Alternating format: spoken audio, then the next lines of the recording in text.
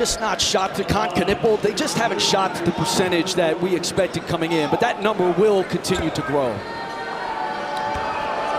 These are two of the big ones, Foster and Gillis, 7 and 6 for 21 respectively on the year coming in. So great to see from the Duke perspective, Foster getting the first three. Cooper Flagg with a Duke foul. For Seattle, it's Malik Arlington, Braden Maldonado, John Christopoulos, the guards, Malik Goma, and M.A. Moncrief, the bigs. And Moncrief's 2 missed free throws end up in a basket anyway. It's Goma, the 6'8 sophomore from Seattle, with the opening bucket. Same starters for Duke, Foster and Proctor, the more experienced backcourt. The junior Proctor misses a 3. Knueppel, Flagg, and Malowacz, best freshman class of the country. Those 3 are the headliners. We'll see if Duke goes a little deeper. Oh, a stuff attempt missed by M.A. Moncrief, the Oklahoma State and Georgia transfer, closing his career with Seattle. He is the most high major level talent on the roster, former ESPN 100 prospect. Foster for Knueppel. Freshman from Wisconsin, Kon Knueppel. Feeds Flagg for 3. And off the iron, tipped by Malowacz, out of bounds to the Redhawks. That's the kind of open shot, though, that Duke has missed, especially against those 3 top 25 opponents. But it's one you can live with. That's a good shot. You know, Knueppel, these teams are loading up on Cooper Flagg and Kon Knueppel when they get into the paint. That was a really good pass. There's Moncrief on the drive looking for Goma. Seattle team that's won 20 games each of Chris Victor's first 3 years. They were the champions of the CBI College Basketball Invitational last year. A turnover here. Christopoulos loses it to Proctor. Another open look for Foster is around and out. Duke's first 4 attempts are off from 3. Well, and that's what Seattle's going to give up. You know, we've seen that with some of the lower major teams that Duke has played. Maine, Army. All those teams are willing to give up threes and hope Duke has an off shooting night to protect your paint and try to rebound. Maldonado, a good scorer, a Division II transfer, whips it to Moncrief. His second 3-point attempt of the year is off the iron. Blue Devils 27-9 each of John Shire's first 2 years. And again, they have blown out their 3 non-power conference opponents. Beat Arizona by 14 on the road and lost in the dying seconds to Kentucky and Kansas on neutral floors. Proctor's pass intercepted. A takeaway for the lead guard, Malik Arlington. Moncrief into the body of Flagg, and he scores it. Matthew Alexander Moncrief for an early Seattle lead. Foster then into Knueppel. A 3 for Kon Knueppel as Foster went right through Braden Maldonado. And again, Kon Knueppel has not he has shot it much better against the lower division opponents than the top 25 teams Duke has played. In fact, in the 2 losses to Arizona and Kentucky, Kon Knueppel 1 of 16 from 3. But again, in that Kansas game, you go back and watch that game, he had a lot of open ones which John Shire said, we're good. We can live with that. And those are eventually going to go. Yeah, 0 for 8 3, but he was happy with the 8 looks, and he also loves what Knueppel can do as a distributor, feeding Malowacz there. He really played a lot through Kon Knueppel early in the season, had 8 assists in that Kansas game on Tuesday. Malik Arlington, Idaho State transfer. Working it inside to Goma. Around Malowacz, and Goma draws the back of the iron. Here's Proctor. 5 of Duke's first 6 attempts from 3. Flagg, terrific skip. And Proctor can't connect. You like the shots that Duke's getting early? They're open looks. That's a great find out of that 4-5 ball screen by Cooper Flagg to a guy who's shooting 50% from 3. You know, you've got to take open looks. That 3-point shot for Duke has got to be a weapon come January, February, and March. Maldonado gets hit and fouled by Knueppel shooting 3s. So Braden Maldonado will take 3. John Shire's Blue Devils up 4 at the first break.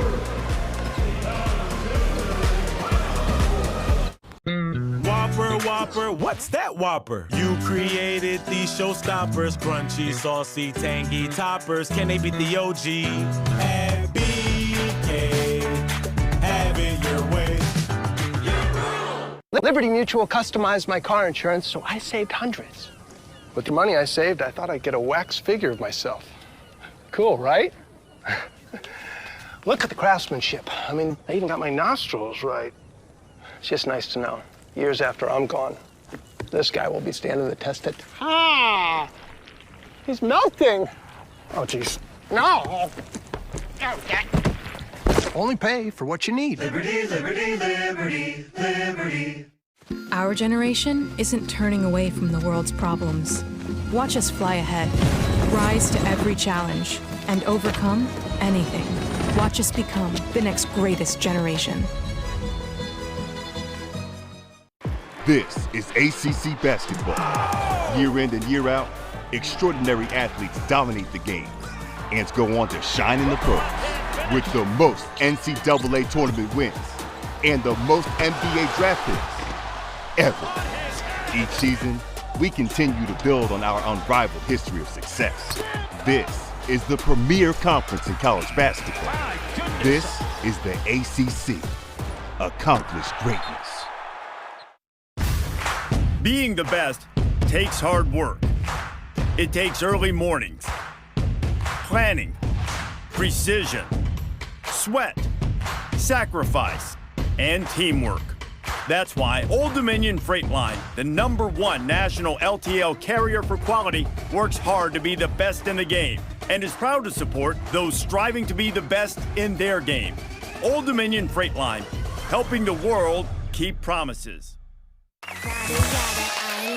Welcome back to Nada Yada Island, the reunion. Janina, were you able to find your perfect match on the island?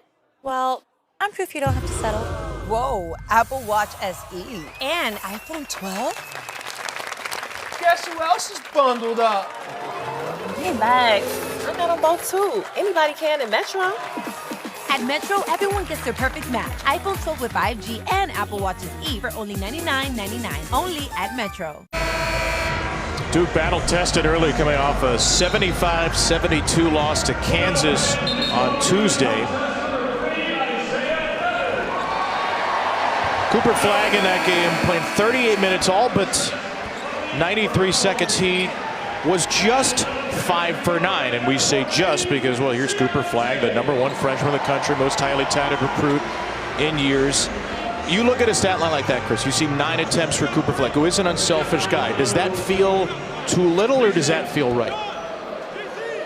I think looking at his number of shot attempts is looking at it the wrong way. Like, you're not going to convince Cooper Flagg to take a bad shot. Like, he is constantly seeking the right play. I think that number speaks to Kansas and how aggressive they were to get the ball out of his hands.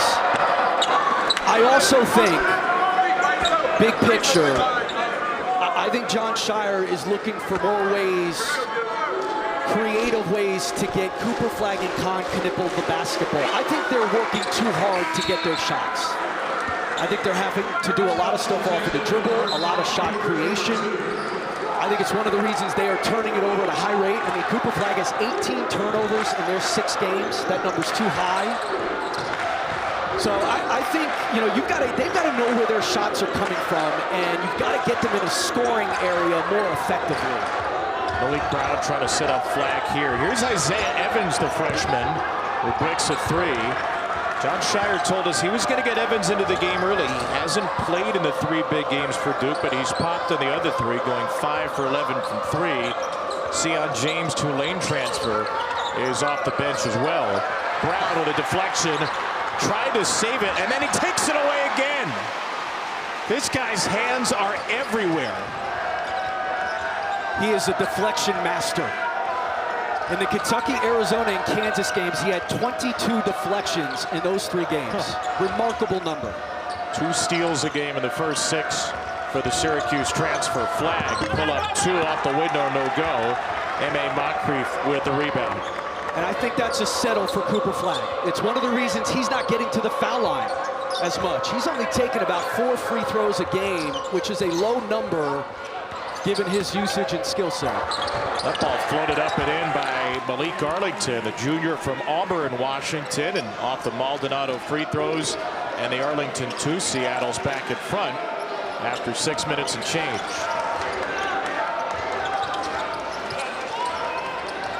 Proctor and Flagg, the two starters on the floor right now for Duke. On a hard drive by Proctor will send him to the line, going in on Huron Dan, the freshman from China. You know, Chris Victor, Seattle head coach, was talking to us about how his team seemed nervous during the shoot-around today. They don't seem nervous to start this game, and it helps that M.A. Moncrief, with his high major experience, was physical in his first take of the game.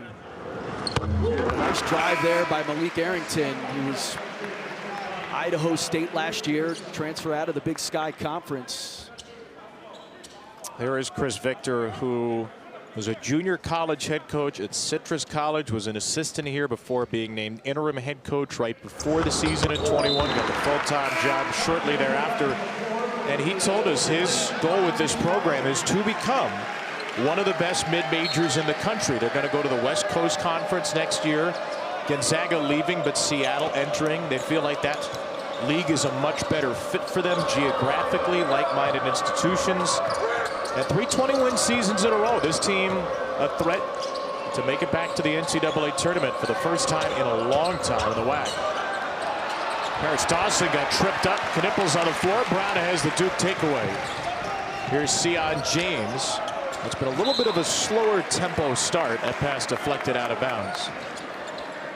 Well, that's been one of the things for a lot of teams. You know, Duke won that game against Arizona in the half court. It was impressive how Duke was able to control that game, both in the half court defensively.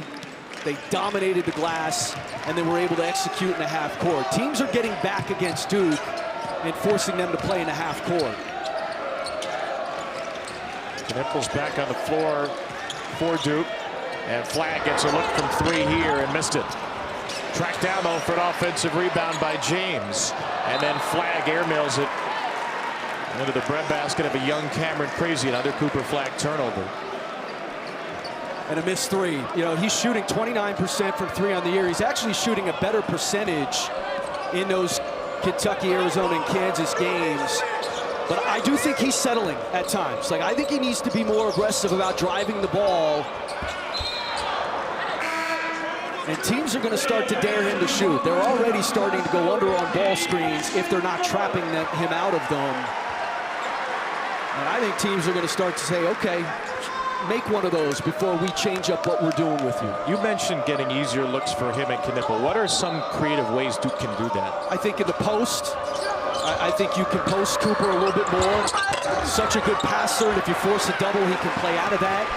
I think with Kon, you know, getting him to curl into the lane, stuff like that, you know, where those guys can catch it with a live dribble and make a play out of there.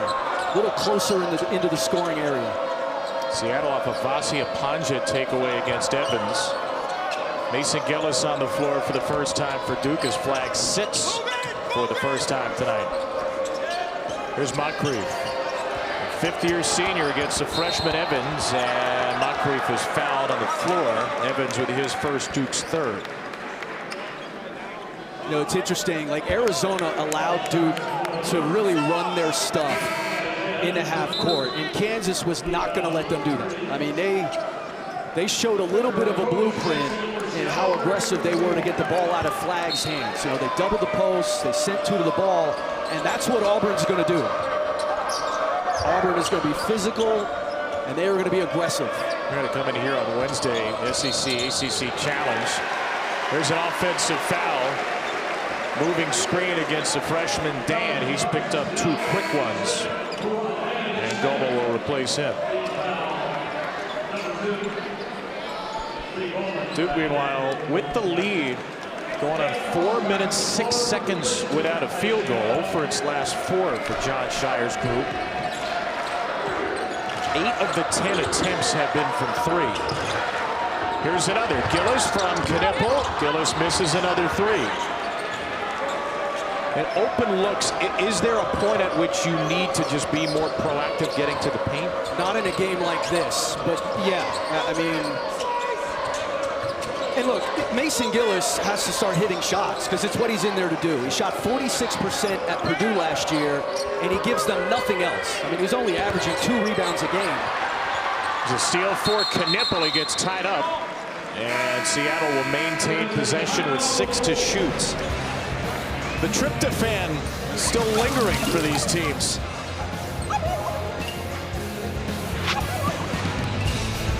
Running a hint of sweetness, gingerbread galore. What? Come on, give me another. It's like a warm hug for your nose. Vanilla cashmere. How does he do it? Yeah, slay!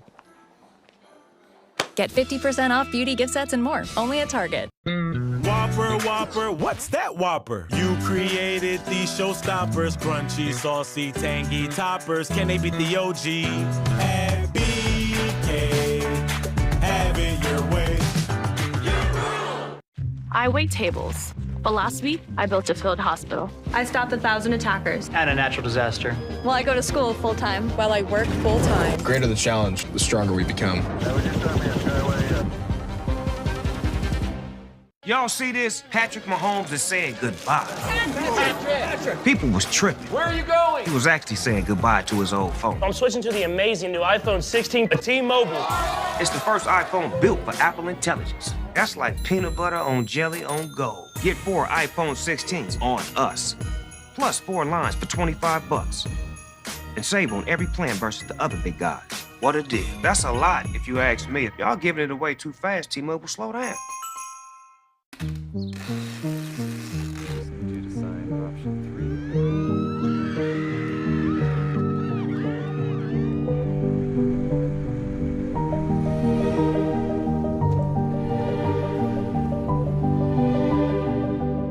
Ally helps millions spend smarter and save more for the things that matter most to them. That's why we're the bank that's your ally. Come for Mufasa's origin story? Stay for Scars. Ours? Scars. Oh. I'm Tucker. What's your name? Mufasa. On December 20th. My loves, to be a true king, you must earn it.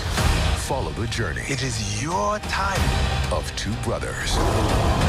And 1 epic adventure. Destiny awaits you, brothers. Get up! Mufasa, the Lion King. One small suggestion, more meerkat. Rated PG. Tickets on sale now. Did you know once upon a farm, refrigerated pouches are farm-fed and packed with nutrients? I did. They use pineapples, bananas... Oh, don't forget dragon fruit. And spinach! You're really good at that. There's no added sugar, GMOs, or preservatives. Once kids try Once Upon a Farm, they won't stop talking about all the goodness we put inside. Avocados, flaxseed, carrots, espelita! Nobody scored in the last 4 minutes and 40 seconds, despite some good looks from 3 for Duke. They've taken 2 two-point shots, 9 for 3. Chris, you mentioned Mason Gillis. Big Ten 6th Man of the Year last year was 58 of 124 from 3. He's 6 for 22 to start this season. Yeah, he's got to start making shots. You know, look, he's a culture guy. He garners respect. He's 24 years old. But he's also 24 years old. Like at some point, he's got to wake up because that's what he's out there to do, is space and make threes. He's not necessarily a plus defender. He's only averaging 2 rebounds a game. So he's not giving them a whole lot. And that's why I think we saw Isaiah Evans early tonight. You know, give him a shot, see if he can make a play. Yeah, the top 7 for Duke has been terrific this year with James and Brown contributing off the bench. Gillis been a little slow to start. Evans got in there early. It struggled tonight. Seattle back to the line where the Redhawks have scored now 4 their 10. 1 for 2 for Victor Rajkovic in a 10-10 game. 8.5 minutes gone by. Duke's last field goal came about 5 minutes ago. The Monowatch layup. Foster in the paint, lost the ball to steal. The senior Paris Dawson, the transfer from Portland State, had Brown and Proctor sandwiching him. And then Foster's fouled about 70 feet from the basket by Maldonado. Malik Brown with a terrific chase down for Duke. Well, it started with a Duke turnover. You know, once again, just penetrating into 3 guys as Seattle collapses their defense. Malik Brown makes so many plays. Like, I don't know if he's going to get a block shot on that or not. It's kind of a silent play that he makes. such a force multiplier when he's out there. Has he fit the role you expected him to so far? Yeah, I think so. In spades. And he gives them, he gives them a different look than Malawach. Like Malawach, obviously, lob threat, rim protection, whereas Malik Brown, really good defensively, versatile, you can switch, and then he's a very good passer on the offensive end. Duke back on front on a Knueppel jumper, their first basket in over 5 minutes. Goma to the left hand, no rebound, Gillis.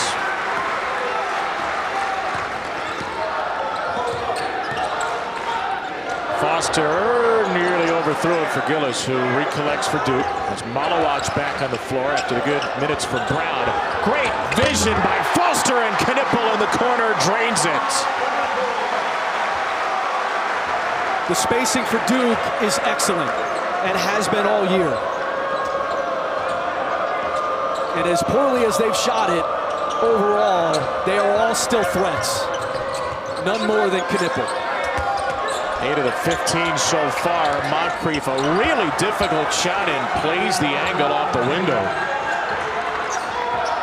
4 points for M.A. Moncrief out of Toronto.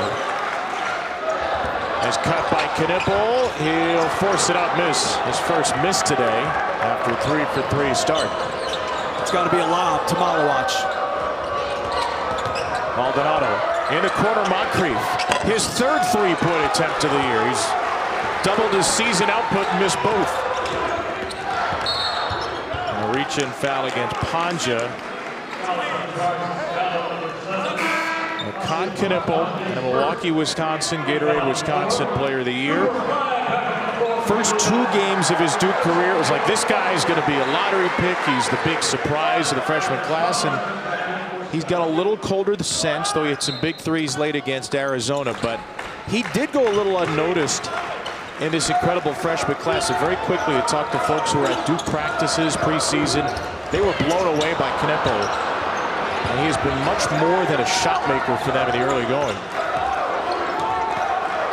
Well, he was 0 for 8 in that game against Kansas and still controlled the game for Duke. Malawach inside for Proctor with a 2. It's important to remember, too, like Jared McCain last year started Duke's first 4 games 2 for 13 from 3, and then went on a tear. Christopoulos passes up to 3. This is a Duke team that has been mainly excellent defensively this year. Second in the nation, adjusted defensive efficiency, only to Tennessee. Arrington, a foul there with 6 to shoot, will send Malik Arrington to the line.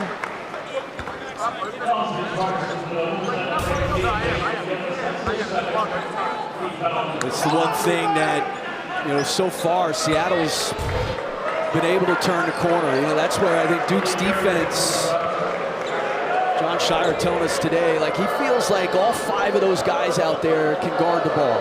They've done a pretty good job defensively. They've done a good job finishing possessions with a defensive rebound. Tomorrow's rivalry weekend matchups here on ACC Network. Duke and Wake in the Tobacco Road Series dating back to 1924. Blue Devils trying to get to 9-3.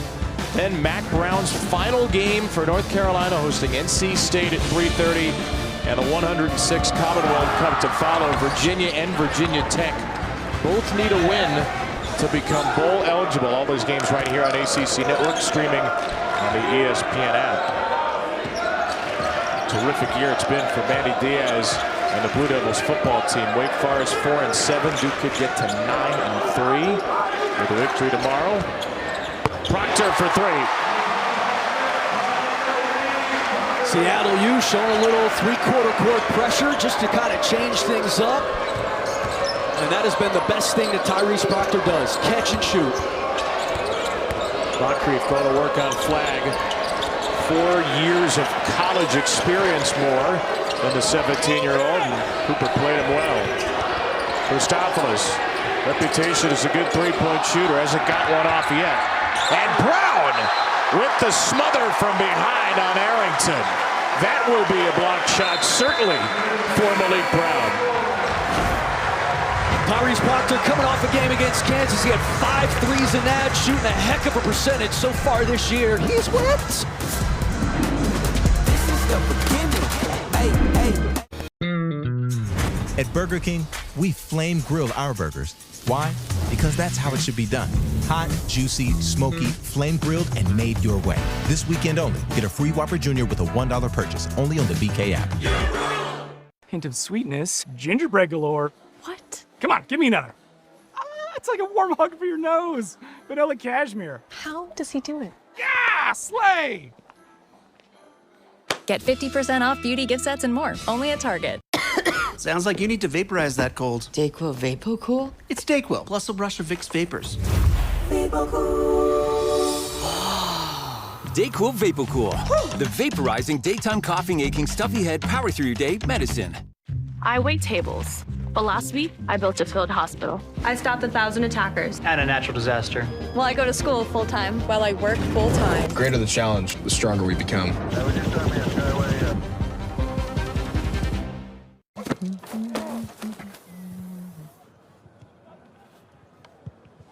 Hey, that's great. But who are the chefs? Rookie mistake? Great googly moogly. Maybe you just need a Snickers.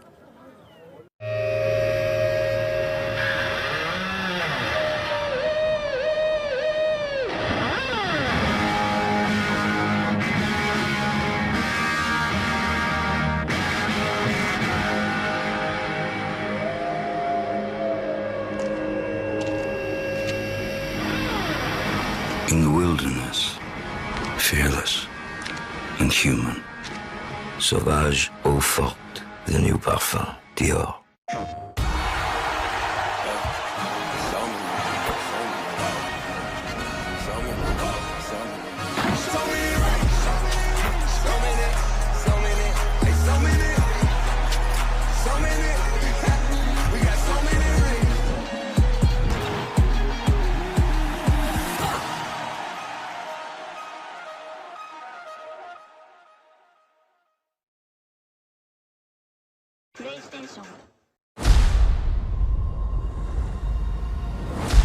Come on, Mufasa. Let's get in some trouble.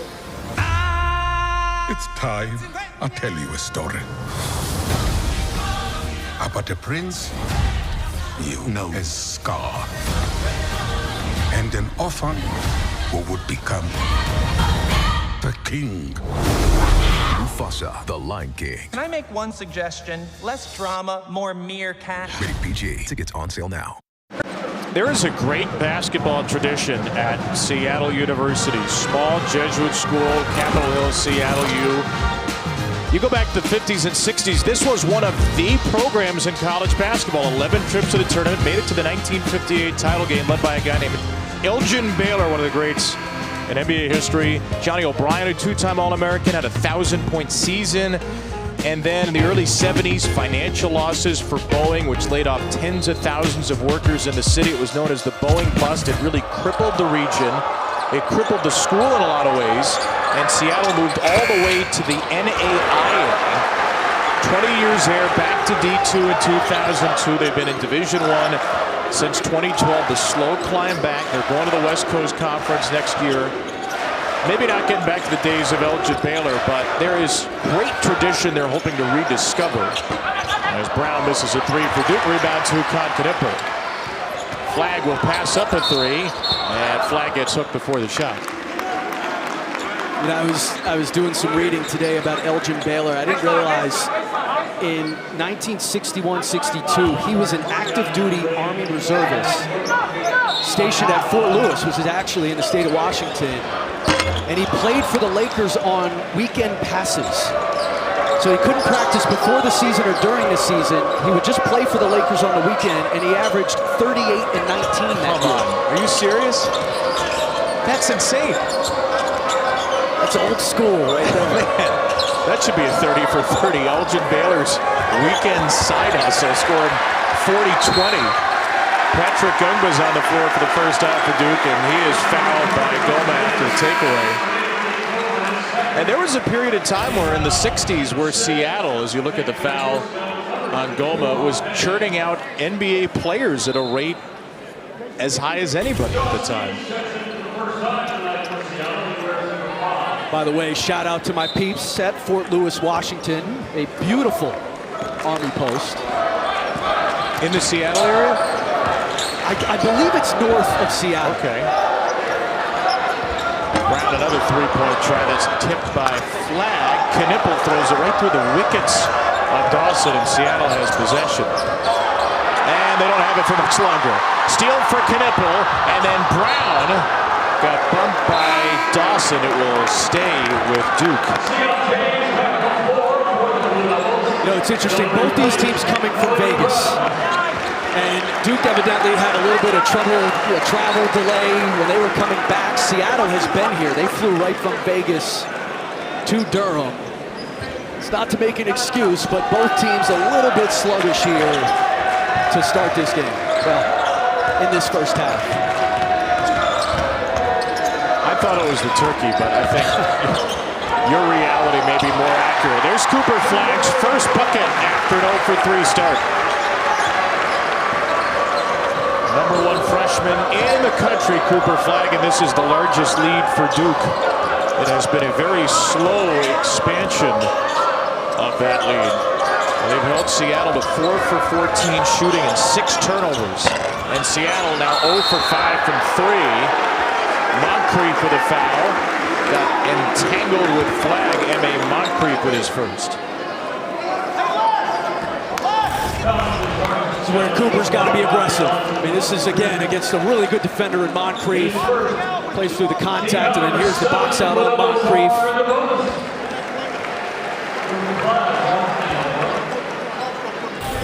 Up close and personal with a graduate student, and that's the 7th Seattle foul, so 1-1 for Cooper Flagg.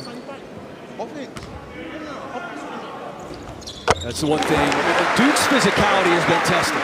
I mean, you know, you look at Kentucky and Kansas, and those aren't just old teams. They are grown men teams. And, you know, you hear mathematically Duke is the tallest team in the country, but they've got young bodies. Like, they're not a big team. In fact, Kansas looked just more physical and bigger than Duke when you watch that game.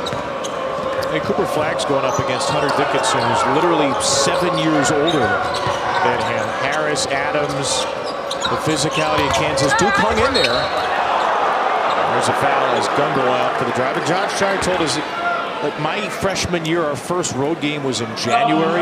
We've already gone to Arizona, played Kentucky and Atlanta, played Kansas and Vegas. So you're a competitor, you want to win, yes, but he feels like the freshmen have showed such great poise in these big games, and they've come back from a couple of deficits to take late leads as well. Well, that was the most interesting part about talking to Shire today is he said, I felt great after the Kansas game. Like, because John understands, because this was his process to a national championship as a player. The force of winning is cumulative. It is built up over time. Like, John lost as a freshman in the NCAA tournament to VCU. He lost in the second round of the NCAA tournament to West Virginia. Then he lost in the Sweet 16 to Villanova. By his senior year, like, he had prepared to win a national championship. You've got to do that now in a shorter timetable. Like, he's got Cooper Flagg 1 year. You've got to speed up that timetable. Flagg gets his way to the rim physically. That was the 3rd on Dan. So the schedule for you, is that a good way to accelerate that timetable for Flagg and maybe a couple of others who might be one and done? No question. Because Duke's going to be in a tournament, and frankly, they're going to play games in the ACC that are not going to help them. And I also think, just as a fan, I think John understands, and Bill Self understands, and Hubert Davis understand that as the head coaches at those programs, they bear a responsibility for the good of the game. They have to play those games. Duke has to play Kansas. In fact, I'd like them to do it as a home and home. Duke going to Flagg Allen or vice versa, that's awesome. Saw that with Carolina this year. They went to the Flagg. Kansas will go to UNC next year. Duke and Arizona finishing a home and home. The lead is 10 off the free throws for Cooper Flagg, who's 4 for 4 at the line. Seattle without a field goal now for more than 4.5 minutes. Tried to hang in there at the free throw line where they've hit 8 shots, but they're 4 of 15 from the field. Deep clock again. James guarding the ball, smothering Arrington. A very difficult 2, and Gunga tips it right to Moncrief, who's now 0 for 2 on dunks.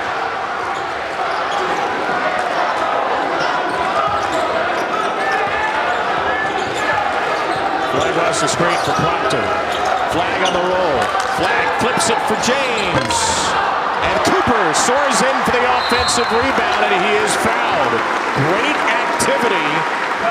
Relentlessness from Cooper Flagg. It was a great kick out to Sion James. Again, the converging defense. Seattle's willing to give up that 3. He makes a great pass, but he's a multiple play guy. Like, he's never out of the play. And that's how you define competitor. Like, we've heard that a lot, and it's so true about him. A competitor is they never dwell on what just happened. They're constantly on to the next play. How can I impact winning? And he is the personification of that. Foul is Maldonado's second. It's another 1-and-1 for Cooper Flagg. He's now 4 for 5 at the line, but Duke's going to keep it.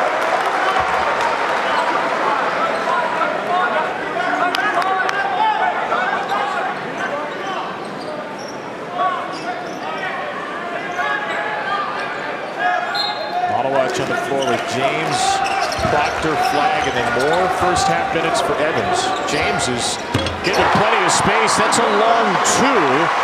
Tommy Morrissey signals to the scores table. It will be reviewed at the next break.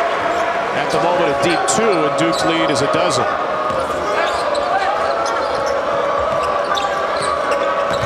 James has been awesome defensively tonight.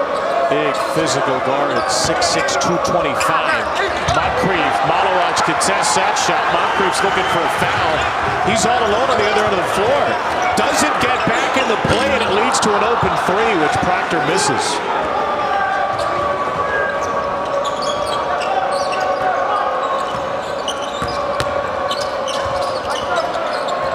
Deshaun Stevens will hoist one from deep and hit Seattle's first triple.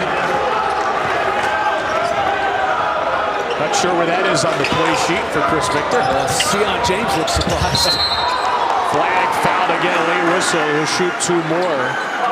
So Cooper Flagg getting to the line more, but finally Seattle hits from deep.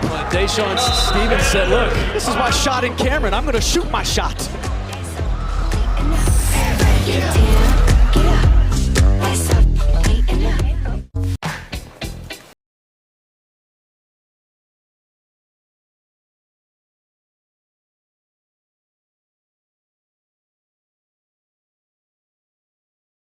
Home Goods. Go gifting. Go finding. Whopper, Whopper, what's that Whopper? You created these showstoppers, crunchy, saucy, tangy toppers. Can they beat the OG? At BK, have it your way. I've got something I want to tell you. Yeah, I'm pregnant.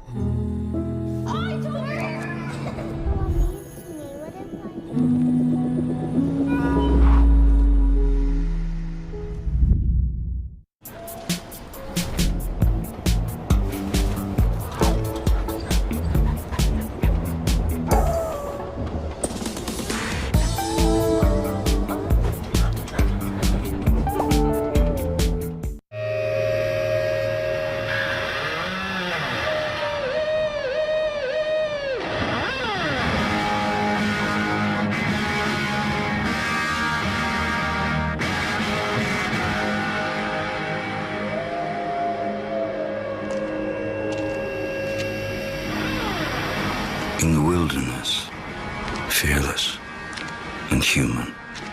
Sauvage, eau forte, the new parfum, Dior.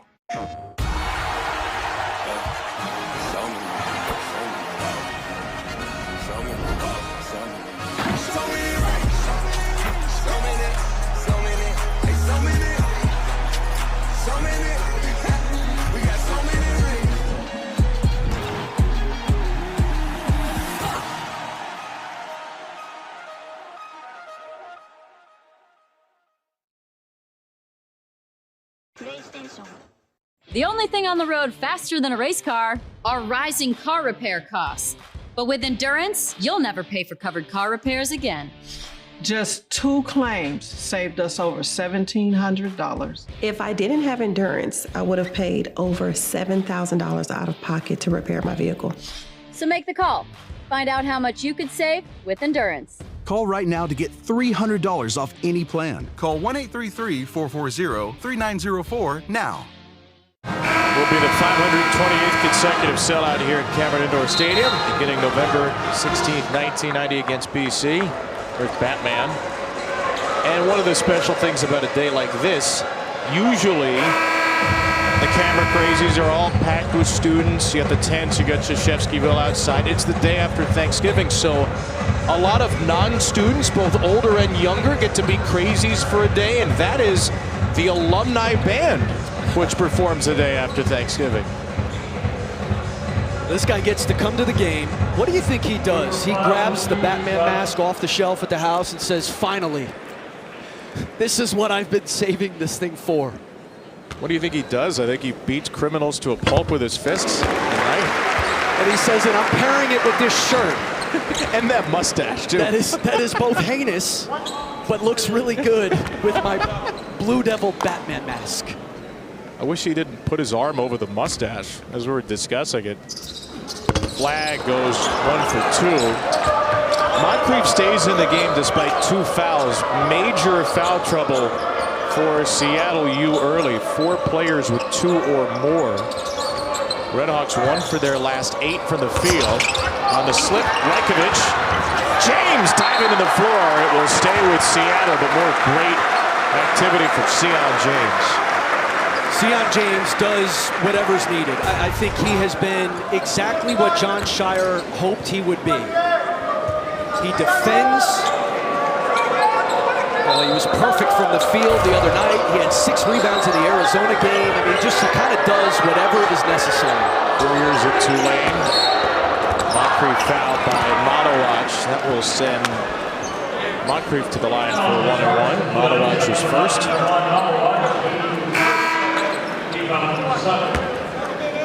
Malik Brown will replace Modowatch.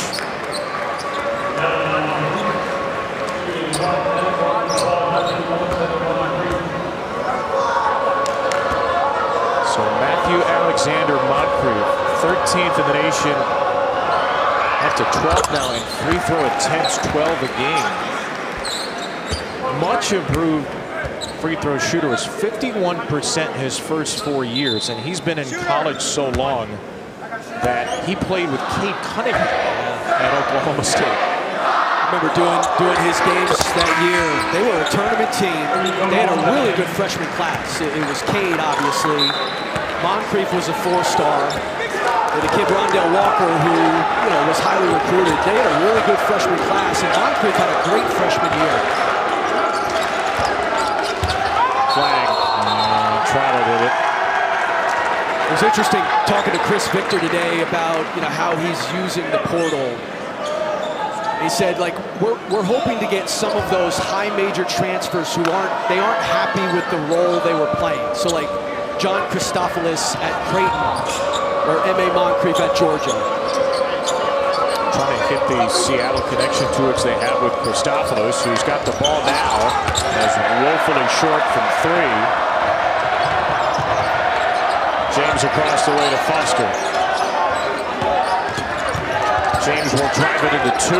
Sets up Foster, whose 3 is rebounded by Brown thanks to a tip from Flagg. And then Evans cans a triple.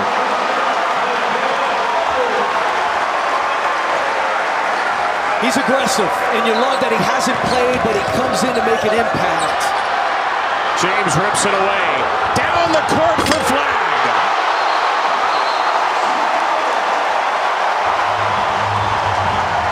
There's your Seattle timeout. Largest lead for Duke. A Baker's dozen.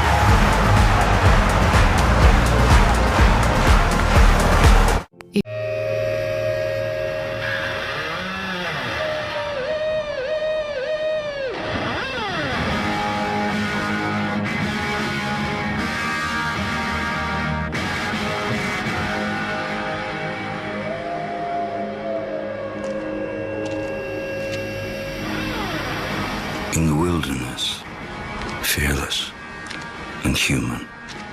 Sauvage, eau forte, the new parfum, Dior. Cooper Flagg up to 9 points in this first half. Sion James did the dirty work to get it to him. Really nice run to the floor. It's good to see for John Shire. Good to see him get an easy one, too. Duke's got 9 assists on 11 field goals. Tyrese Proctor has 3 assists. The entire Seattle team has 2 assists, both from Malik Arrington. So Duke has made life very difficult for the visiting Redhawks. A 13-point lead, closing in on 2 minutes to play in this first half. These teams have both played in Vegas on Tuesday, part of the Terry's Chocolate Vegas Showdown. Seattle lost to Furman by 5, Duke to Kansas by 3. Here is Arrington, the man who has both those assists, trying to flip it over Flagg, and James with another rebound, his 5th. James will drive it, and lost it on the way up.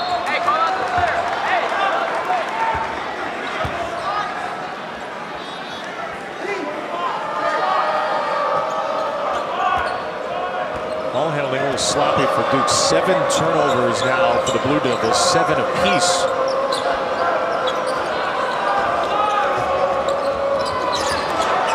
James again, this time charged a little too hard. Sion James hit with his first foul.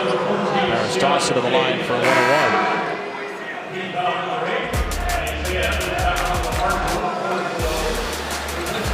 SEC ACC Challenge beginning Tuesday into Wednesday as well. Bunch of games here on ACC Network. South Carolina, BC. It's 7 Eastern. 23rd ranked Ole Miss against red hot Louisville on Tuesday night. Then Vandy, Virginia Tech on Wednesday. A whole bunch of great women's games as well. Vandy, Miami, Mississippi State, Georgia Tech Wednesday. And then Thursday, Auburn, Virginia, and Florida, Clemson. Louisville right now, that game's on ESPN. They're in the championship game. The battle for Atlantis, down 2 to Oklahoma with 1:13 to go. Win or lose, though, Chris, it is great for the league to have Louisville looking like Louisville again, and a very impressive showing so far in the Bahamas. It sure is. They hired the right guy. You know, coaching matters, and that team is playing in the image of Pat Kelsey. And how about Chucky Hepburn? I mean, he was good at Wisconsin. Nobody knew he had this in him. Venetian steals coming into today. Hepburn. Here's Brown. He just fumbled it from Knueppel. Louisville winning 89-61 over a number 14 Indiana team, and then outlasted West Virginia in overtime yesterday. Another great ACC win today was Pitt on a Zach Austin 3 at the buzzer, 91-90 at Ohio State. Deep in the shot clock again, the final minute of the half. Arrington bounces, Gomar will finish. Malik Arrington now has all 3 of Seattle's assists. The ability to get into the paint and a really nice drop-off pass. Brown for Proctor. Brown kicks it. Evans missed it. Flagg saved it. Deep one from Proctor is good. Unlimited range for Tyrese Proctor, and another offensive rebound for Cooper Flagg. And an assist off of that offensive rebound. That's twice he did that. Offensive board to a 3. Redhawks are trying to hold for the final shot of a disjointed first half. Dawson will step in. Dawson to the teeth of the Duke defense. No. And appropriately, the half ends with a stop. Duke holds Seattle. Starting 5 for Duke. Foster, Proctor, Flagg, Knueppel, and Monowatch. Maldonado, Arrington, Christopoulos, Moncrief, and Goma starters for Seattle. The outlet is Foster, who opened the first half with a made 3 and missed badly to start the second. Shot clock did not reset. Knueppel playing off with 2 feet. Foster, paint attack. Proctor, no. And 2 more missed 3s for Duke, which has now taken 22 3s and only 7 2s. And they did a nice job on both of those attempts there, playing inside out. I mean, both 2 feet in the paint, throwing out to an open shooter, which Seattle has given up so far in this game and just can't connect. Step back 3 for Maldonado. Seattle was 5 for 27 from 3 Tuesday. The loss to Furman, 1 for 8 tonight. Spinorama from Foster.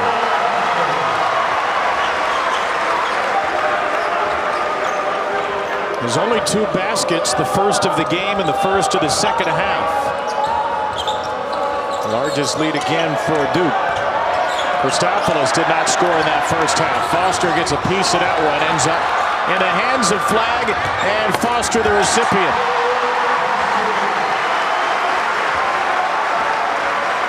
Ron Shire told us before the game, we need to get Caleb Foster going. He gets himself going there with a deflection, and his 2 baskets lead to a Seattle timeout. It's a good timeout because this is one of those Duke runs in Cameron.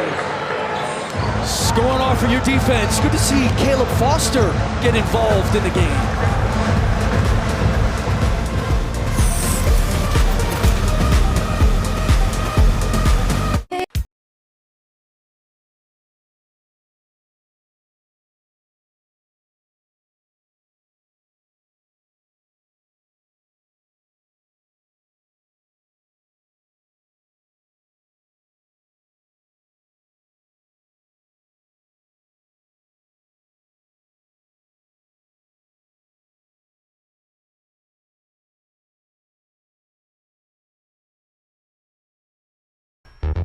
The Subaru Share the Love event means the world to me. You can get a great vehicle and support a good cause. Nearly $320 million donated to charity. Get 2.9% for 72 months, and Subaru and our retailers will make a minimum $300 donation to charity. This is Hydro. We all want the results that Hydro delivers. Let's go! Whoosh! Sit tall. Make it count! Twice as efficient as biking or running. Cardio meets strength. With the largest library of rowing workouts, it never gets boring. Whether you need a pick-me-up or an excuse to get away from it all, always total body, never ever boring. And Doug. Whoa, Limu, we're in a parade! Everyone, customize and save hundreds on car insurance with Liberty Mutual. Customize and save! And then I wake up. And you have this dream every night? Yeah, every night. I see. Only pay for what you need. Liberty, liberty, liberty, liberty.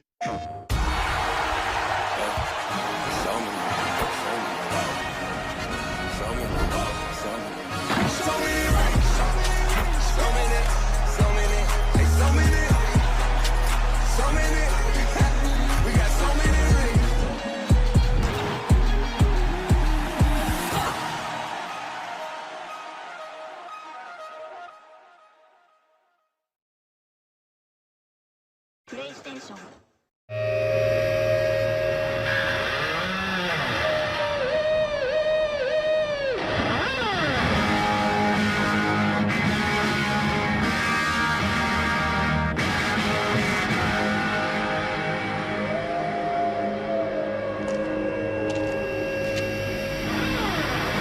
In the wilderness, fearless and human, sauvage eau forte, the new parfum, Dior. John Shire told us before the game they need Caleb Foster to be more aggressive, more assertive. Good start, Chris, to the second half.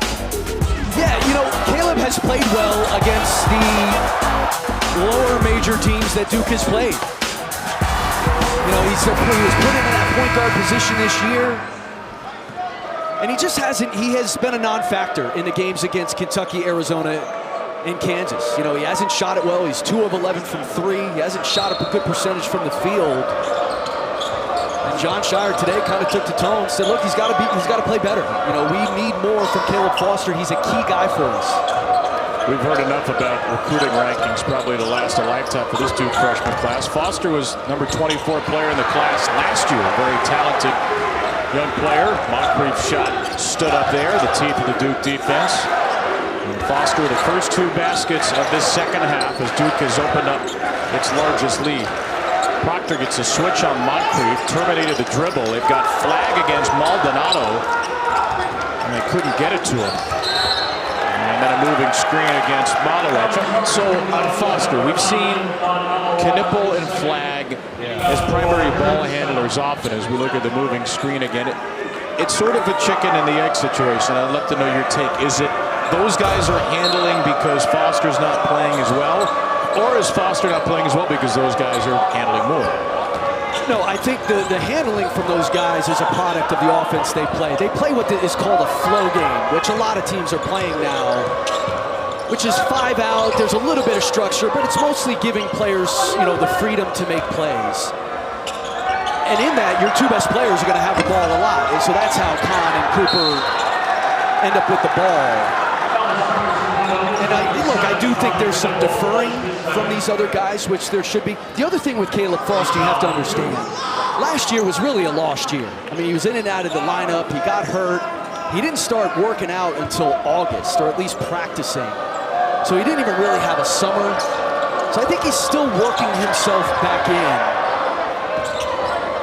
And that foot injury early, and then the stress fracture in the ankle at the end of the year. He has started every game this season. Maldonado shot grab by Flagg. Cooper will drive it into Maldonado this time. Outlet is Foster again. And Malowich just overpowers Maldonado, who is called for his 3rd foul.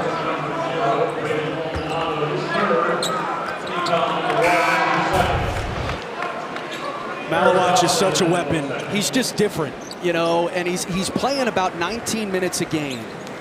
The question is, can he get up to 25? I think that's a big part of their ceiling as well. There's nobody like him. The way he blocks shots, his verticality at the basket. Flagg just threw it off Moncrief and stay with Duke. Remember, going back to that Kentucky game, Malowich went for 10 points and 7 boards. He played 22 minutes in that game before he got cramps. If he stays in that game, that score may end up different.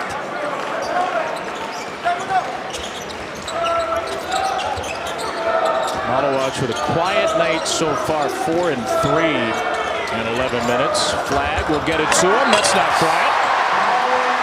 That's different.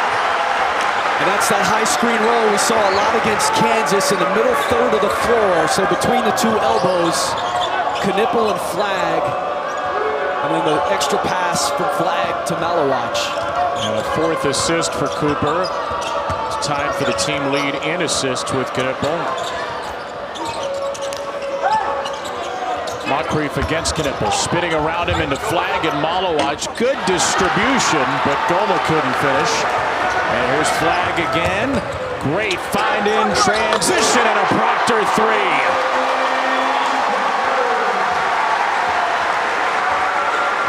That's a weapon. Tyrese Proctor stays hot.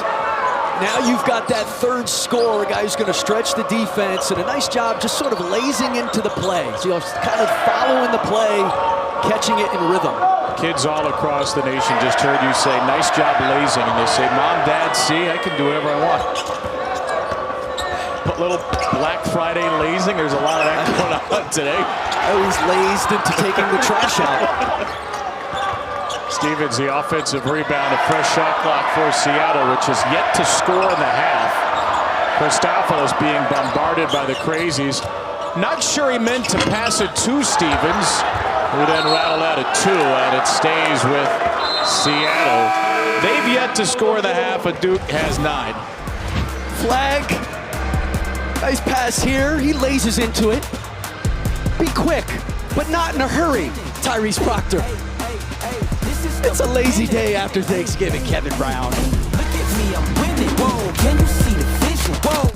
Hey, Chris, why are you bicep curling a tree? I gotta get in shape because Target's Black Friday sale is on now with everything from trees to beats to Barbies. I gotta get these presents delivered all the way around the store. Get up to 50% off tech, toys, and more. Only at Target. Whopper, Whopper, what's that Whopper? You created these showstoppers, crunchy, saucy, tangy toppers. Can they beat the OG?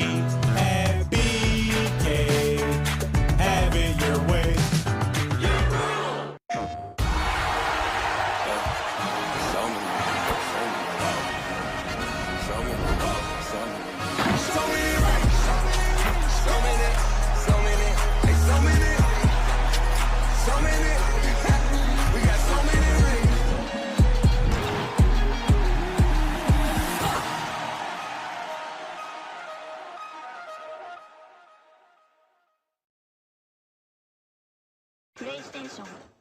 Ever since I tried Hidden Valley Ranch, I finally found what I've been looking for.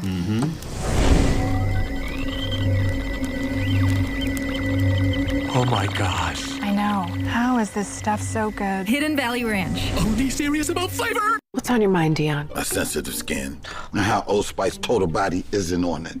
Gabby, is there anything you want to share? Not this Old Spice deodorant. It's 24/7 freshness. It can go everywhere. Everywhere. Sometimes Jonah wrestles with falling asleep, so he takes ZzzQuil, the world's #1 sleep aid brand, and wakes up feeling like himself. Get the rest to be your best with non-habit-forming ZzzQuil. Better days start with ZzzQuil nights. We're Mizuho. Sound familiar? It should. Bringing a microchip powerhouse to market? Mizuho was there. Anywhere a tech company needs a corporate and investment bank, we're there. Mizuho Americas, a name worth knowing.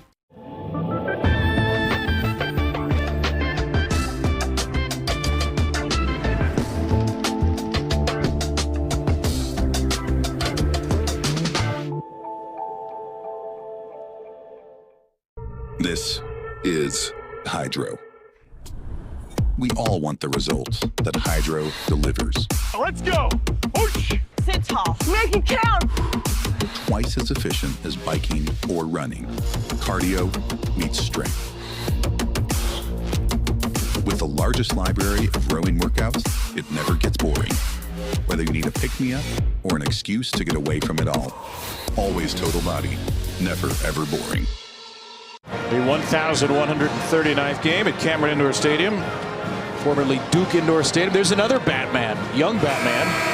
Multiple Batmen in the crowd tonight. This Cathedral of College Basketball, which opened January 6, 1940. Duke took down Princeton in the inaugural game here. Probably right around the time that Batman was developed by DC Comics, 1940. Coincidence? Seattle's not scored in the second half. They might want to do that. 0 for 7 to start.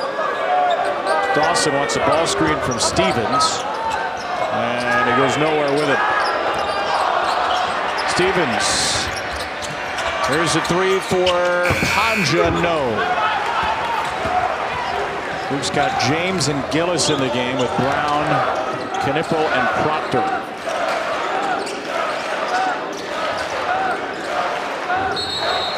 And a foul against Seattle. That was Paris Dawson hitting the deck. All right, Duke is up big. 21 points, 15:08 to go. You're coming off of Kansas. You have Auburn coming up. What is important about the next 15 minutes for John Shire? Well, you'd love to see if they could get into a rhythm making some perimeter shots. You know, this is one of those games, you know, a get-right game where maybe you can get into a little bit of a rhythm with some game shooting. Especially, you know, a Mason Gillis, a Caleb Frost, some of these guys who haven't shot well. And then you throw in Isaiah Evans back in the game, see what he gives you, and don't get anybody hurt. Knueppel had a great find there. Proctor came up short after the cut. Malik Brown just loves playing defense for 90 feet. He'll lay off Arrington. And they'll take the ball in Moncrief. There's Vasi Apanja again, fouled by Proctor. Third of the half on Duke, and Proctor's first. You know, it's also worth noting for Seattle, they're playing without Kobe Williamson. Yeah, I mean, you call the first foul. There was 2 hands on the ball handler. It's a good call. They're playing without Kobe Williamson, who's a 6'8". You know, he really anchors their defense, but a veteran guy that they have had to play without. All-time leading shot blocker at Seattle, averaged 9 points, 6 rebounds, block and a half a game last year. She'll be back in mid-December from a foot injury. Dawson, end of the shot clock, violation. Turnover number 9. There is Kobe Williamson with the big curly red hair. It's really unfortunate we missed him on the floor tonight. I mean, that is a good look right there. Serious flow. That's a carrot top plus from Kobe Williamson. It's about a 9 on that stash, too. Proctor slicing, and another foul.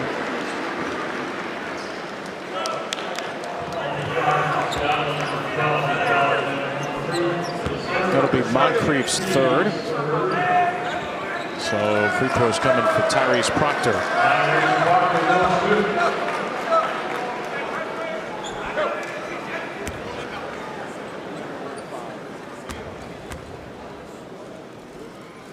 Mind of the regular season ends tomorrow in college football. Some great rivalry weekend matchups. Duke and Wake, NC State and North Carolina. It'll be Mack Brown's final game in his second stint as Tar Heel head coach.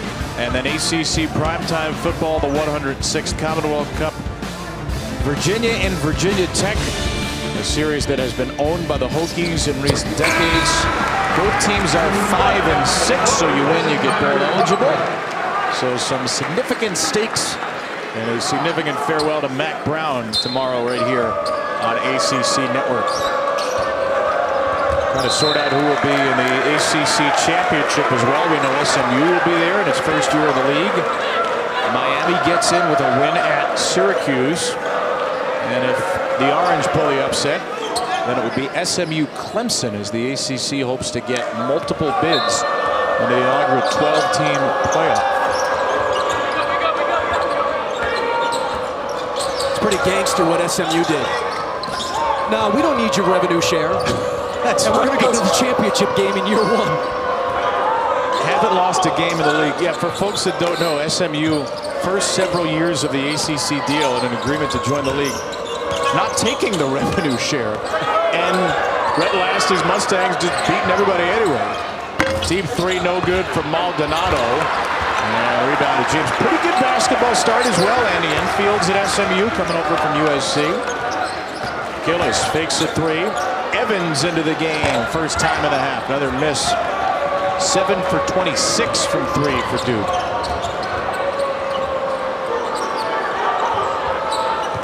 Dawson travel. Seattle had 25 points in the first half. And Seattle continues to have 25 points nearly 7 minutes into the second. And there are some cute babies in the fan section, so they got that going for them. And you said this earlier, I can't remember when you said this, it's been a long day, but it's a memory you'll soak up, right? If you're a Seattle player, fan, coach, maybe not tonight. It is a memory that you'll carry as Gunber can't finish for the rest of your life, to come here to go to Cameron, but as a competitor, it probably doesn't feel that way right now. It didn't for me. I mean, we played here twice when I was at Army and lost by 40 plus both games. And so, in the moment, it's a little bit embarrassing. You kind of drink in Cameron during the shoot around, but you're certainly not doing it during the game. You're just trying to keep your head above water. And you said it. I mean, no competitor wants to lose like that. But later in life, to be able to say you played in this building against Coach K, against the great teams that we played against, yeah, I mean, that's when you certainly appreciate what this is. And you were notably a pregame player to watch on one of those broadcasts from Dan Botter. Dan Botter killed me during the broadcast. It was your 17th career start. Evans, a rim rocker. More than just a shooter, Isaiah Evans. And John Shire is interesting saying today he has earned the right to play. He has practiced really well. On the blow by Maldonado, gets fouled, and he will try to score Seattle's first points of the half. Duke has all 13 since the break. Well, this will translate in any language, in practice or in games. Isaiah Evans punching it.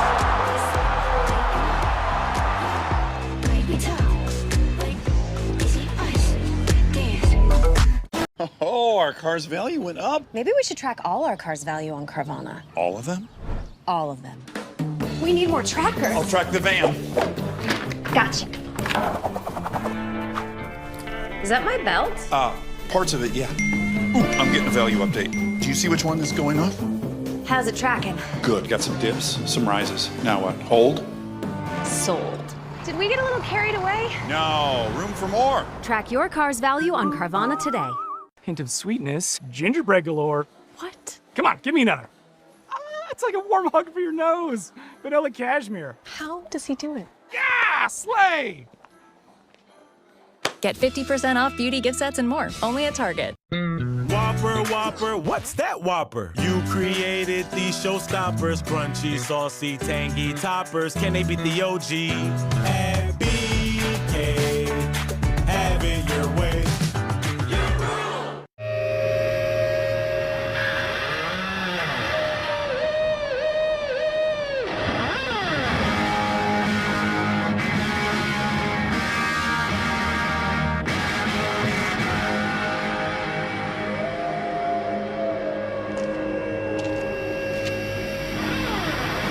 In the wilderness, fearless and human. Sauvage, eau forte, the new parfum, Dior.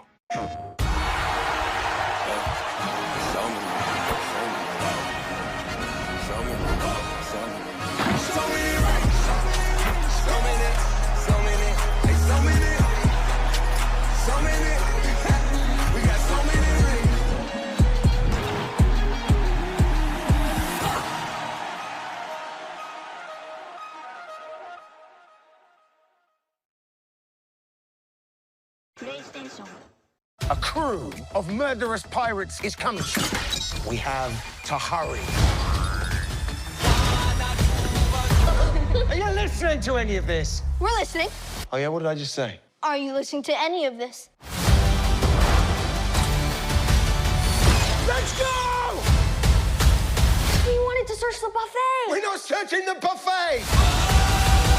Skeleton Crew, streaming December 2nd. And now save big on the Disney Plus Hulu bundle with this special Black Friday offer. No peeking. Okay. Open.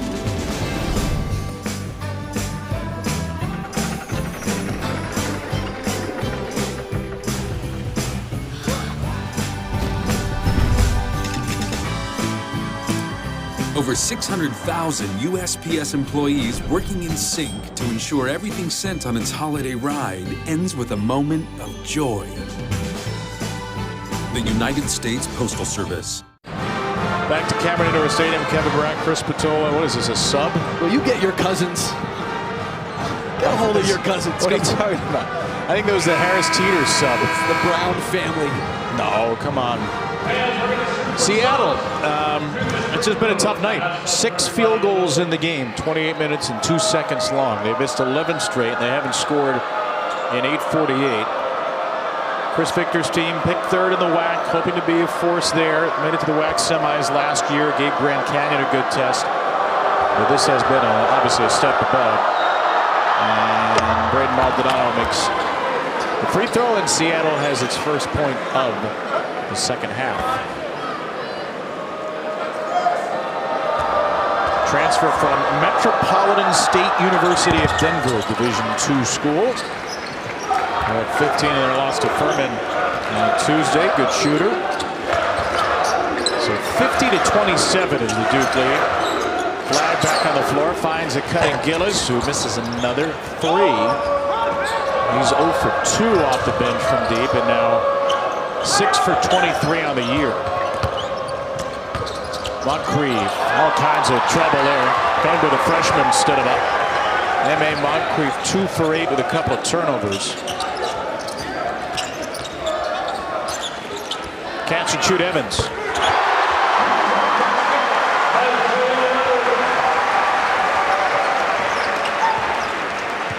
Number 1 player in the state of North Carolina out of high school, Isaiah Evans has 8.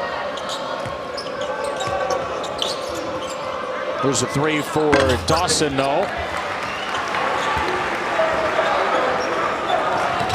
We'll look for Evans again. Out of Fayetteville, North Carolina.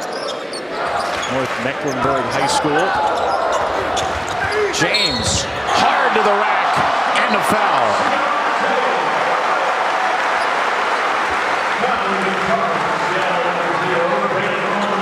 You'll Sean James has fit in so well here. You sometimes forget he scored over 1,000 points at Tulane. I mean, that's what he did. So strong, though. I mean, they just don't. Duke has not had, certainly in recent vintage, a lot of guards that look like Sean James. John Shire loves him for a lot of reasons. One of them, he told us, is he can play James as the only guard on the floor. He can play James with Foster and Proctor on the floor as well, and doesn't feel like he ever loses size. And that is a strong 6'6", 220 for Sean James. Those 4 years at Tulane, got knocked down by the Gomez screen there. Leads to a good look for three. It's misfired by Dawson. Was not on Duke's radar really out of high school. Sean James was not on a lot of teams' radars going to Tulane, which grew under Ron Hunter and has grown. Had a couple of good years in his 4 years there, but Jay Lucas, the associate head coach, was the one who really discovered James, and he got into the transfer portal, and Duke was hoping to pick up another guard, and they were happy he was the guard they found. It's funny, I came to watch them practice during the summer, and I saw him for the first time, and I asked Will Stevens, the strength coach for Duke, I said, does he need to lose some weight? Like, is he too big? And he said he's about 2% body fat. There's nothing to lose. I mean, he's just literally all muscle.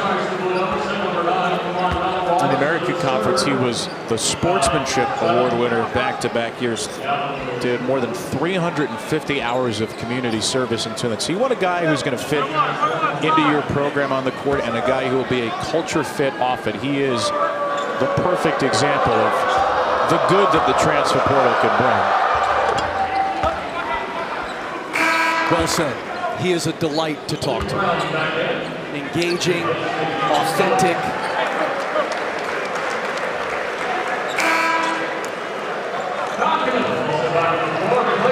And to see it with 10:21 to go, Arrington hit the first free throw. All 3 points in the half have come at the line for Seattle.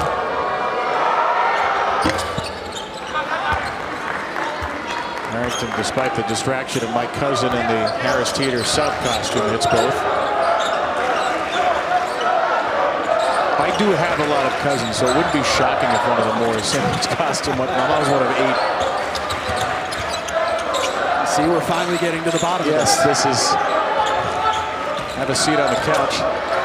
On the roll, Foster missed Flagg. And then got a deflection and got it back. Now he's not going to miss him. Oh, and Flagg missed it. A calamity.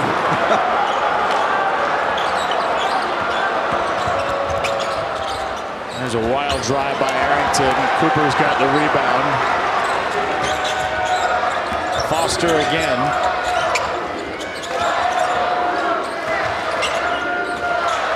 Midway through the second half, Duke has allowed 4 points in the half, all on free throws, and count that bucket for Kaman Malawach. Dawson with a foul. It was actually a nice effort to come over. He read the play, Paris Dawson, and just late. And it's certainly for the way they're calling that now.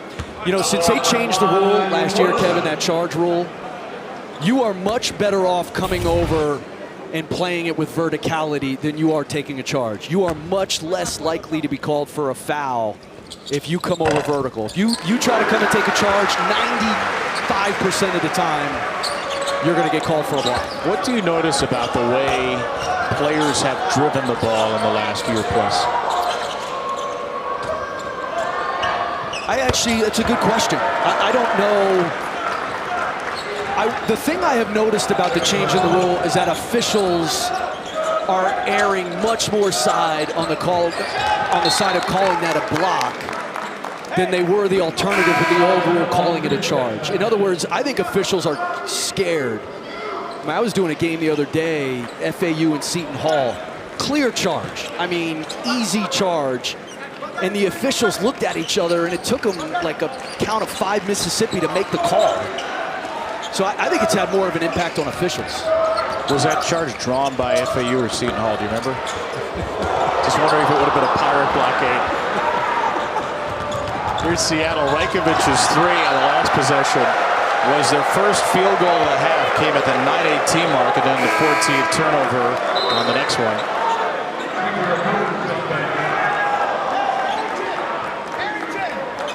I'm just baiting you into dad jokes, and you will not respond. I've got a great pirate joke that if this gets to 30, maybe I'll break out the pirate joke. It's solid. You don't think everyone in America was watching the game you broke it out in Charleston? Malowacz for three. No. This is a rarity for Duke. They got Malowacz and Brown together on the floor. You know, it's actually, it hurts you because neither of those guys can shoot it, although Malik Brown did make a three against Kansas.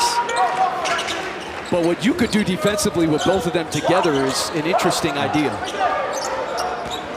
They each hit 1 3 on the air. Now Brown's going to try. You know what? 26-point game. Work on some things. Dawson on the deck gets rid of it. Here's Moncrief. Seattle one made field goal in the half, and Moncrief is tied up, so he'll shoot a 1-and-1. I actually, you know, the three that Malik Brown made.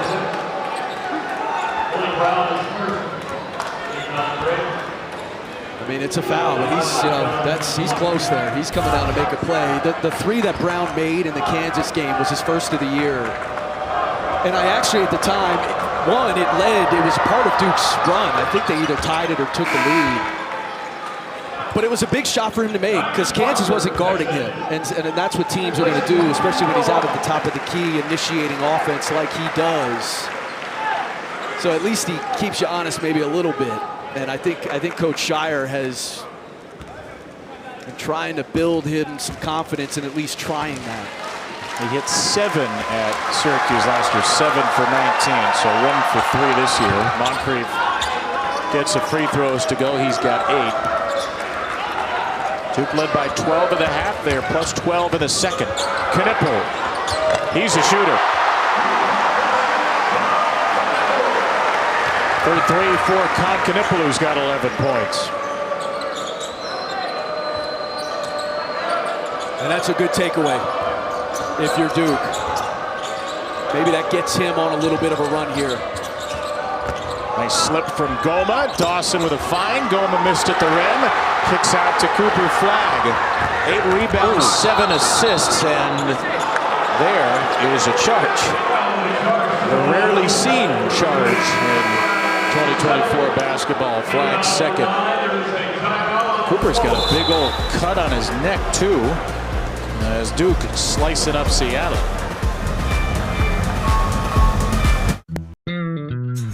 At Burger King, we flame grill our burgers. Why? Because that's how it should be done.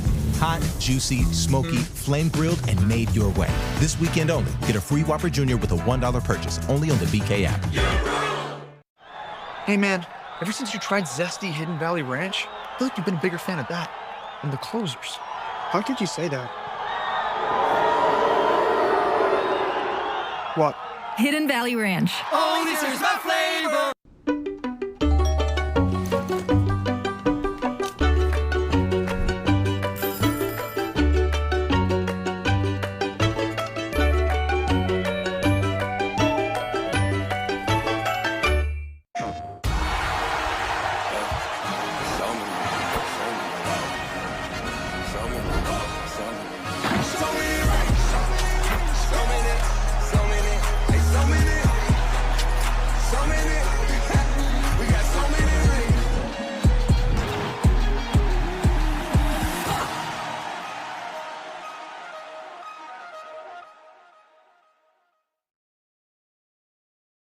PlayStation.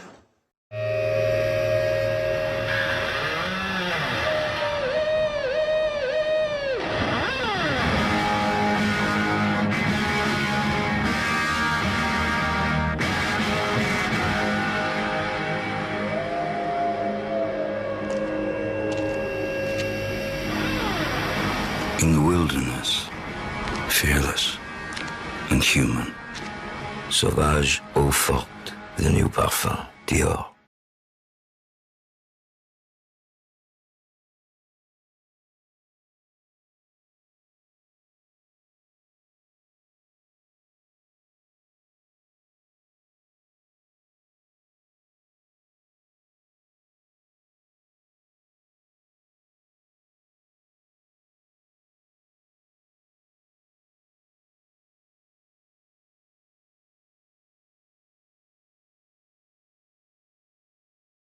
61-34, the Duke lead. Kevin Brown, Chris Patola, our outstanding ACC network crew. Cooper Flagg with a very quiet triple-double watch of sorts. Though we'll see if he returns to the game with 9, 9, and 7. Noted that giant scratch that's appeared on his neck sometime in the second half.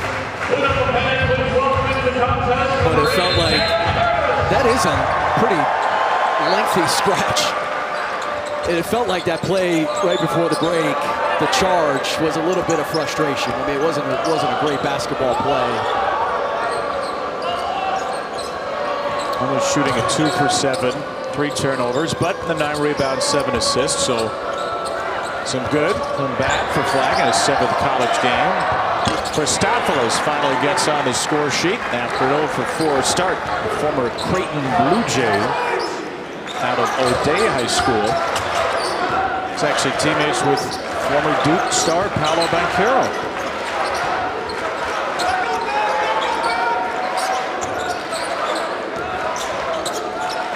Deep 3, Proctor.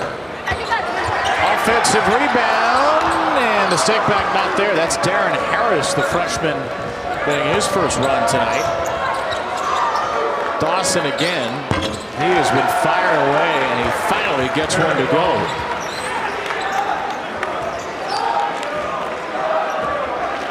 Seven for Paris Dawson, a senior from Carson, California, his first made field goal.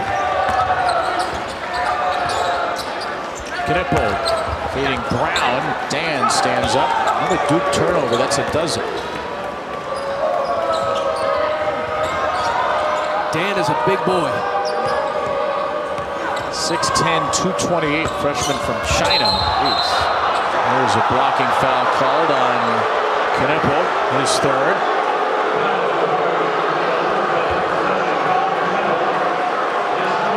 John Shire does not agree. Yeah, I think John has a point in what he's saying to the official. It's the same call that Cooper Flagg got called for before the break. And that was a charge on Flagg, and I think Knueppel was there in legal guarding position. Moncrief now 4 for 7 at the line. I'd be shocked if we see Knueppel or Flagg again. I know Seattle's on a bit of a run here. But I don't think you need to bring those guys back in this game. 6-0. The 6-0 surge. The 6-0 jog, perhaps. 61-40 is the number. Next game for Duke, Wednesday, Auburn comes to town. SEC, ACC challenge. Auburn, who has been arguably, and maybe some would say not even arguably the best team in the country so far, just blitzed its way through the Maui Invitational field. Flagg, Proctor, Malawach all on the bench along with Knueppel. That's another Auburn, another grown man team. And they are going to be physical, they're going to be aggressive. I think you're going to see a game plan a lot like Kansas had with Duke. You know, it's interesting. So many teams talk about how deep they are coming into the season. You know, we're 10 deep, we're this deep. You get into these tournaments and these benches shrink. Auburn remains deep. I mean, they play 10 dudes and none better than that guy. I mean, he's had a National Player of the Year start to the season, Janai Broome. Came back from 18 down against Iowa State and then really handled both North Carolina and Memphis. If you read the Blue Ribbon Yearbook preseason or talk to teams, everybody's 10 deep. And there's the good thing for Duke. They already kind of know what they are. As James is fouled, we'll see where it shakes out with Gillis, Evans, maybe Patrick Gungba gets in there. But in the 3 tough tests, they have played 8. And the other games have opened it up. They've played 10, 11, or more. But at least a core has already congealed because they've been in those tough spots early on. They're 7 deep, and they've been playing 8. Gillis would be that 8th guy. I think, you know, you're trying to can Isaiah Evans get himself in there? Does he give you maybe some scoring punch that Gillis is not giving you? You know, Jeff Van Gundy always used to say, every team can benefit by playing one less guy. And especially in college, when the games are only 40 minutes, like, you need your best players out there. I wonder, too, as Harris hits the free throws, if in the days of the portal, or it's easier if you don't play a lot to just get out, transfer, are we going to see many more teams like the old school Leonard Hamilton teams that legitimately would play 12 guys? I wonder if that shrinks now because it's just easier to say, I'm not getting playing time, I'll go somewhere else that will play me. Harris airballs a three. It's a good point, and I think some coaches feel like they need to play guys in order to keep their attention. But the fact of the matter is, in this current climate, you can play a guy 35 minutes a game and he still may transfer. So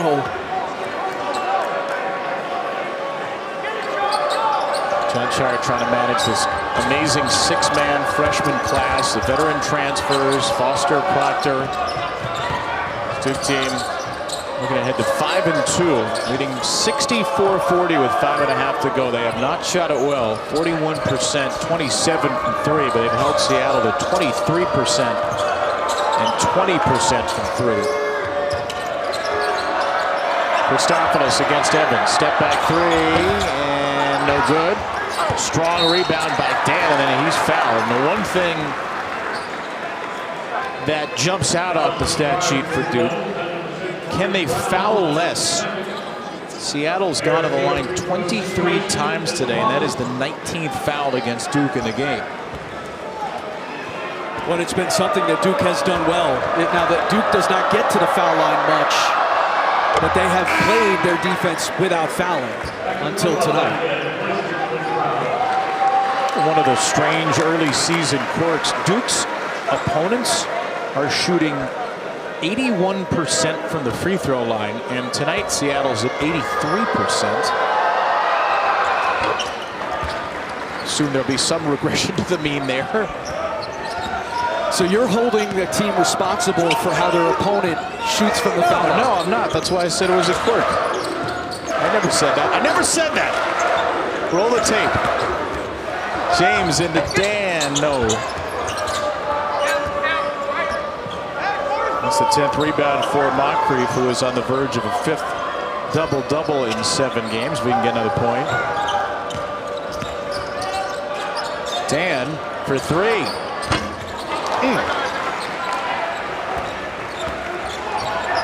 Good size, good-looking freshman who was on the under-19 national team for China. Hulan Dan. A lot of international flavor to this Seattle team. Guarding Gungba right now. Oh, could not connect. Dan's going to be a nice player. He had a dunk attempt in the Furman game that was, it caught me off guard. Really knocked the lights out in Vegas. Christopoulos, no. And a rebound, Darren Harris. There's been the freshman probably to play the least out of these 6. Gungba's only in his 2nd game, but he was coming back from a foot injury. And John Shire will take a timeout. Duke has not hit a shot in the last 4 minutes, so try to close strong here. En route to that big Auburn game on Wednesday. Hint of sweetness, gingerbread galore. What? Come on, give me another. It's like a warm hug for your nose. Vanilla cashmere. How does he do it? Yeah, slay! Get 50% off beauty gift sets and more, only at Target. Whopper, Whopper, what's that Whopper? You created these showstoppers, crunchy, saucy, tangy toppers. Can they beat the OG? At BK, have it your way. I've got something I want to tell you. Yeah, I'm pregnant.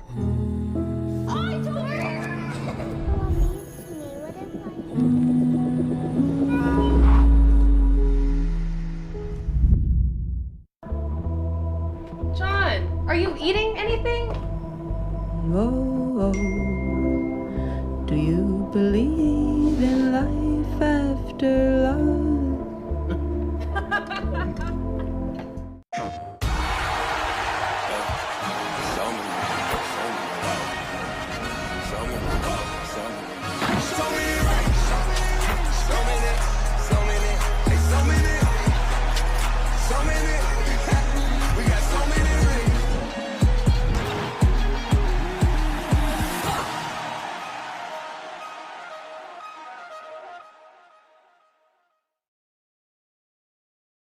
PlayStation.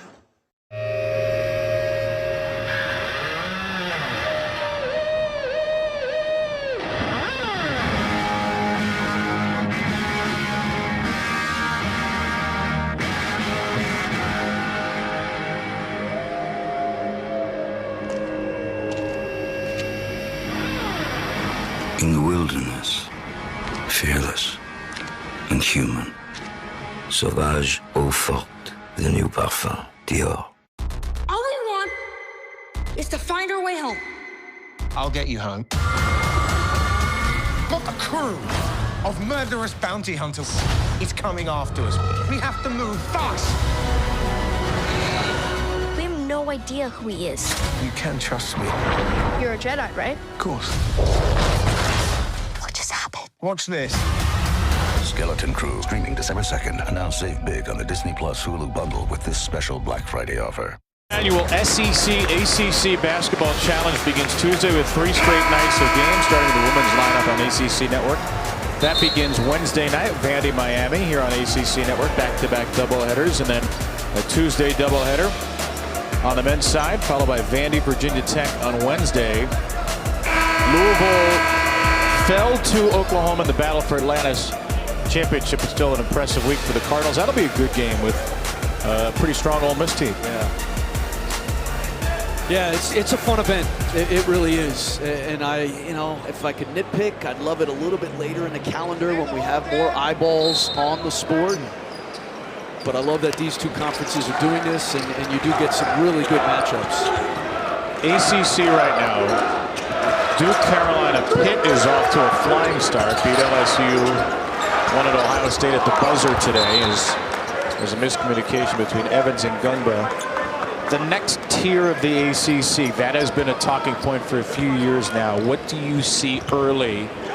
Who's maybe in that 4 through 8 range, if we're going to elevate Pittsburgh up to third?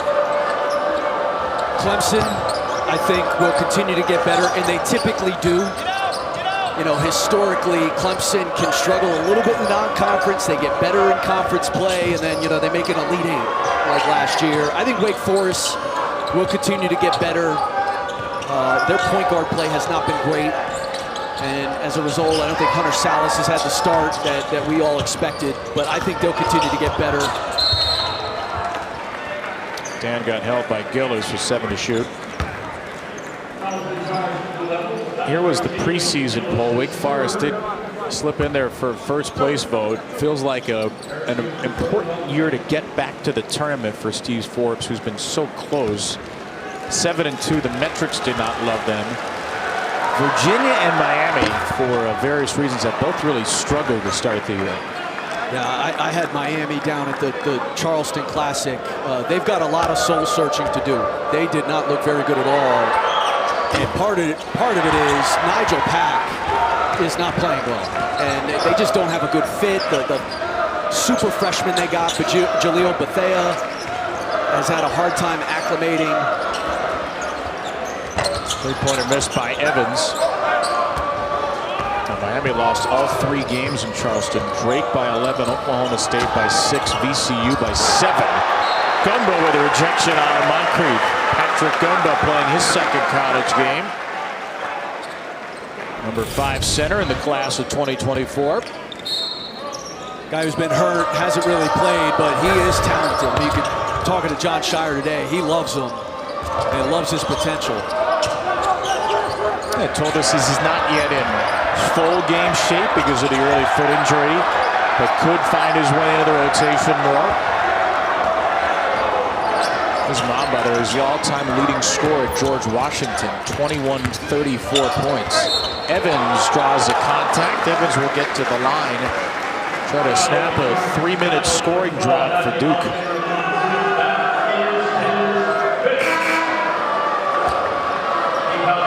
Well, if the hope was that Duke was going to get some shots going, feel right, seeing some three-pointers go through the net before Auburn. That has not been the case. It's a 9 for 34. They've shot at just 39%.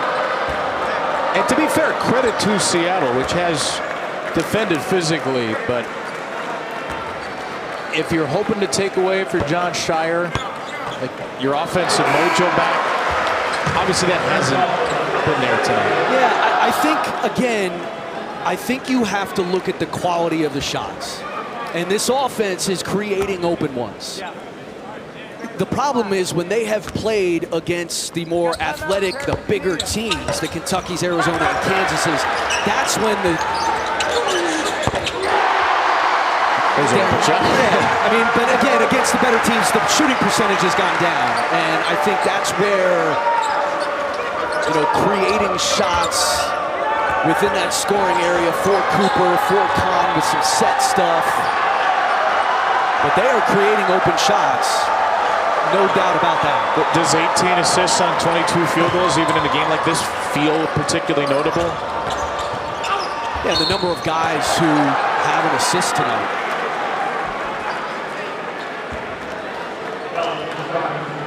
Flagg's got 7 of them, Proctor 4, James and Foster 2, so 7 different Duke players with an assist.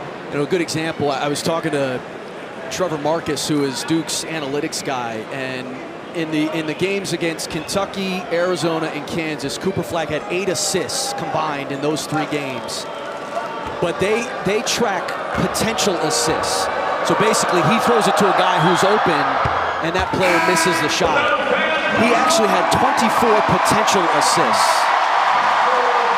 Huge ovation for Spencer Hubbard, who will get into the final 206, a senior walk-on. I'm gonna hold that against Spencer Hubbard forever. I was making a point there, Spencer. The crowd erupted. Had to stop it. Double nickel came in. Moncrief, by the way, fouled out. Possession to go, so his double-double streak to end the year, start the year will end. 9 points, 12 rebounds for M.A. Moncrief. Well, now you know the whole crowd's going to want Spencer to get a shot up. Harris would like to get some up as well. You got 3 freshmen on the floor, plus Gillis and Hubbard. Gumba against Dan, and he finally got it to drop. Patrick Gumba's first basket tonight. That's the one thing you hear about Gumba is he's got really good hands and good feet. And he showed you there. An interesting little battle late in the game. Gumba and Dan, 2 talented freshmen. Gumba grabs the air ball here. And Hubbard take it across the timeline with 70 seconds to go. The lead notably is 26 for Duke. Evans 3. In and out.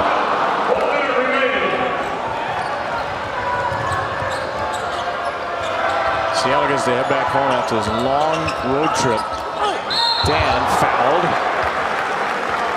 Who run Dan to the line for 2 more. The Seattle's 30th and 31st free throw attempts of the game.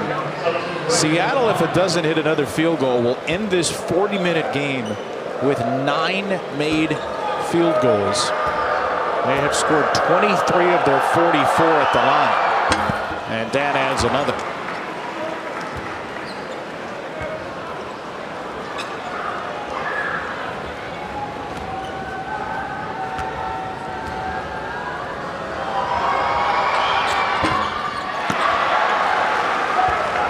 And this is going to help Duke's second-ranked defensive efficiency in the country as they've held Seattle to 19.6% shooting.